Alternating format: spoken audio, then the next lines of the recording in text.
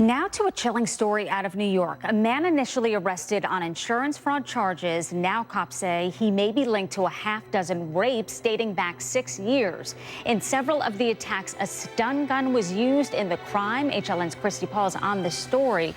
Christy, what do we know? This happened during the middle of the day, right? It did, and that's one of the keys to police zeroing in on this guy.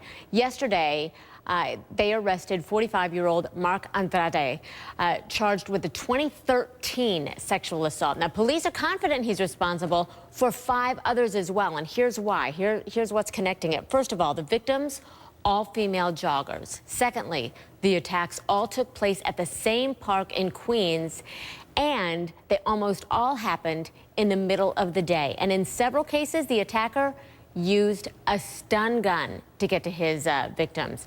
I want to run through here what we know about this string of rapes. First of all, let's go back to March 25th, 2011, 11:30 in the morning it is. 54-year-old woman is out jogging and she's attacked. 6 months later at 10 in the morning, a 13-year-old girl is attacked as she's jogging on that same path. Fast forward nearly a year after that, in the middle of the day, a 34-year-old woman's attacked as she's jogging.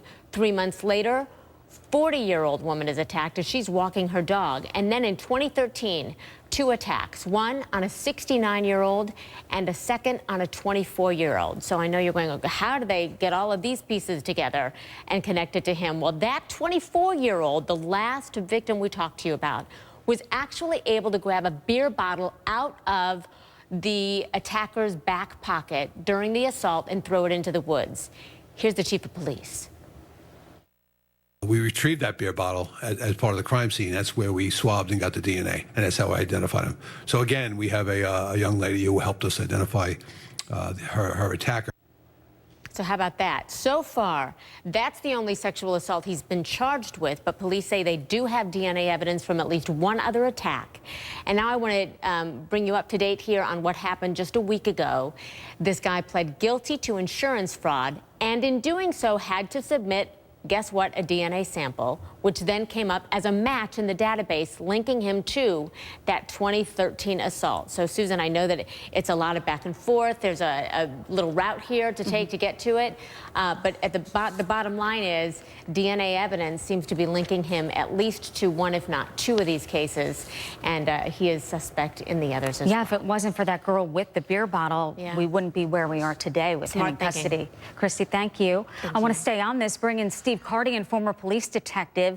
Steve, you heard from Christy and you know the details of this case. They only have DNA evidence, though, for one other case. So will it be difficult to connect him to all of the rapes, or is it about similarity on where they occurred? Well, what law enforcement has going for them is the MO is exactly the same in all of the cases. And I do believe that they do have DNA in other cases as well. But based upon the fact that his MO was the same is very, very strong. If they have other DNA, they can take their time and do it because he's in custody right now. He's not going anywhere. Middle of the day, one of the girls, just 13 years old. I mean, this guy is brazen. Who knows if he ever would have stopped? This is a serial rapist that is an opportunist. It doesn't matter who it is, how old you are, what you look like. It's a crime of opportunity that he seizes the moment to commit that crime. So does now the really hard work start for the detectives? I mean, this guy has to be in court and they have to connect him to various crimes. Or does the DNA evidence really lay out exactly what happened where because of the technology available? Well, DNA is very powerful. DNA is something law enforcement has grown to rely on heavily. And the fact that they were all attacked at the same time, they're going to be able to likely have some of those witnesses, some of those people that were victimized come forward and directly identify him as well.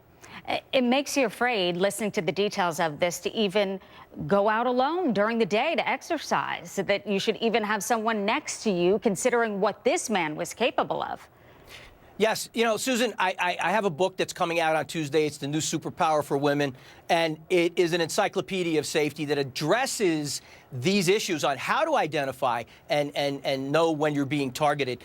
Certain things that an individual can do as a jogger, if you will, that can prevent them from being victimized in this manner. Even the police story you covered earlier, I go through step by step on how you should handle a police encounter like that. So it's due out Monday, and it's the new superpower for women. It'll be a lifesaver. It is certainly needed, and we're looking forward to that. In this case, will these women have to testify? Well, you know, in a case like this, they'll have overwhelming evidence. They'll have DNA. They'll have identification. They'll have hair and fiber, likely, that was recorded at other scenes. So, in all likelihood, it will be some sort of a plea bargain to prevent him from going to jail for 150 years, if you will. And he's going away for a long time. They don't have to see him again, we would hope. Steve Cardian, thank you. Always a pleasure. Thank you, Susan.